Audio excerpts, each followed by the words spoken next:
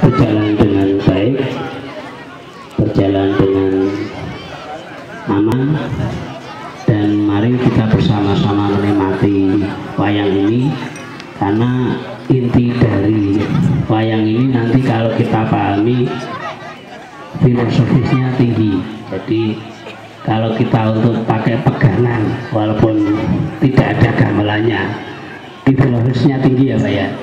Jadi nanti kalau kita pakai pegangan dalam kehidupan sehari-hari, insya Allah Bapak-bapak, ibu-ibu dan semua yang rawuh di sini sakit menjalankan filosofi dari lakon ini, maka insya Allah negara lancar.